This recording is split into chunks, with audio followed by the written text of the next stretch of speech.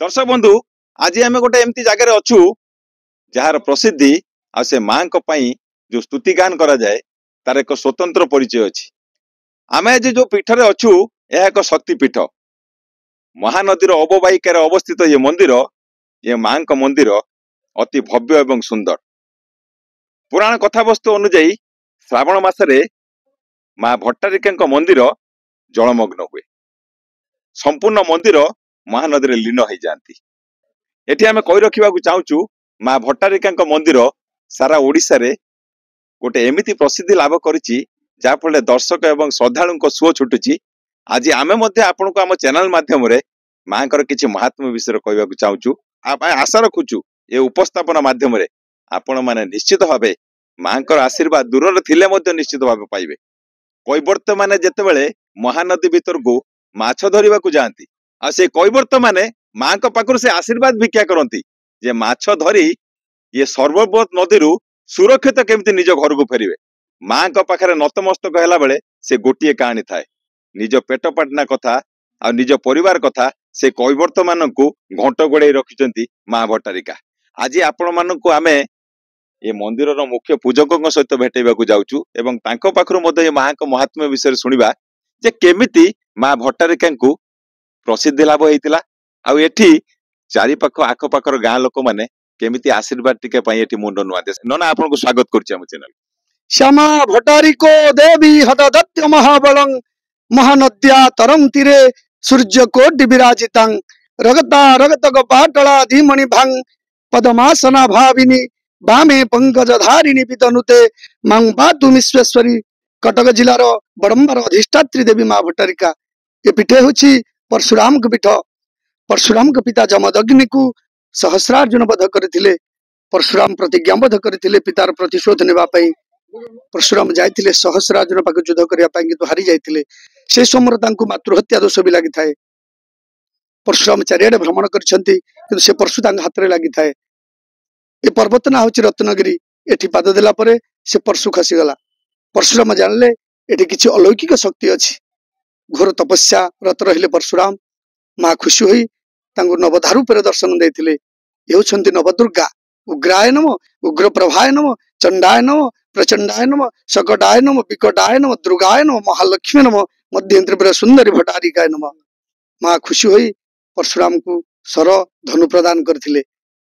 माँ उभान हो गला परे माँ जोर पर दर्शन करथिले परशुराम से सरमुनरे मांकर प्रतिमूर्ति अंकन करी मां को पूजा अर्चना करी प्रथम पितार प्रतिशोध नेथिले सहस्रार्जुन को वध करथिले।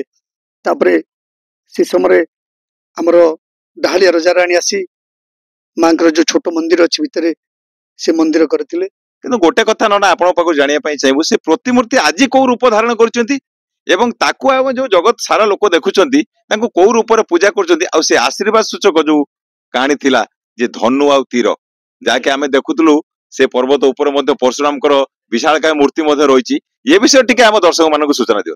एबे माँ परम वैष्णवी त्रिपुरा सुंदरी रूप में पूजा पाउछंती। राति 3:30 रु मांकर मार्जन चले। बेश ही सरला परे 4:30 रे मांकर मंगल आलती सरला परे 7:30 रे मांकर बल्लभ भोग हुए। 10टा रे मांकर खेचोड़ी धूप दैनंदिन आमर खेचोड़ी एंडुरी पिठा माछ भोग दैनंदिन लगे आमर 10टा धूप रे। 12टा रे अरुआर्न खेचोड़ी खीरी तरकारी काकरा दैनंदिन। फिर आमर गोटाक रे पहड़ पड़े मांकर पहड़ 3टा रे खोला जाए। तापर 4:30 मांकर पुनर्बार मार्जन हुए। संध्या आलती पर मांकर 8टा रे बाटुला धूप हुए। दही पखाल अथरा पिठा शांतिपणा बड़ सिंगार आपरे मांकर पहड़ हुए।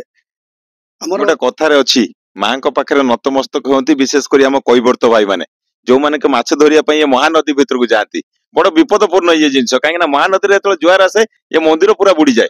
सेते बेलु नै कि मां को पाखरे आशीर्वाद नेला बेले ये कैवर्त भाई माने आपन सहित भी जोगाजोग रे निश्चित भाबे थिबे। ये गोटे स्वतंत्र कार्यक्रम ये एरिया रे जतेबेले आपण जाउथिबे देखुथिबे माछ मारिया को निज पेट पाटना पोसिबा को मांकर को अलौकिक शक्ति बल रे से माने ये नदीर गर्भर पुणी थरे घर को फेरत। ए कैवर्त सेवासी माने मां को सेवा सहित जड़ित दैनंदिन वर्ष सारा खरा हेउ वर्षा हेउ से मां नदी माछ मारी मां को भोग लगी करिया पई दियंती। एवं नुआ जाल पकेले जे कोनसी कैवर्त हो नुआ जाल पकेले मां को पई प्रथम माछ मां को दियंती समर्पण करंती। एवं मां को मुंडिया मारी राति अर्धर भी जाती महानदी भीतर को ମାଛ ମାରି ସୁରକ୍ଷିତ ମାଙ୍କ ପାଖକୁ ଆସନ୍ତି। ये विचित्र कहानी शुणुले आपण मो सांगे थिले मंदिर मुख्य पूजक जे कि प्रतिदिन प्रथम प्रहर नहीं शेष प्रहर पर्यंत माँ समस्त नीतिकांतिर दायित्व अच्छा अन्य माने सहयोग करने सांगे अच्छा किंतु गोटे स्वतंत्रता आज पर्यंत बजाय रही जहाँ मु मूलर कहूली आपण को मो उपस्थापना मध्यम कैवर्त्य भाई माने समुद्र भली नदी को जीवा बेले जो भय मन रे जात हुए माँ पाखे नतमस्तक है बेले बिना द्वंद्व बिना द्विधारे बिना भय नदी को माछ मारी निज घर पेट गुजराण मेटाती आ से माँ आज पर्यंत घंट घोड़े रखिंट समस्त विश्वास आमे आशा रखुचु आज ये पीठर स्वतंत्रता निश्चित भाव आपको भल लगी आम चैनल माध्यम आमे आग्रह रखिबू आपण माने थरे ये अलौकिक पीठ को नतमस्तक होगापी आसतु एवं निश्चित भाव ये महात्म्य को निजे अंगे लिभांतु। माँ भट्टारी पीठर प्रभात विजय आरसीएन ओडिया।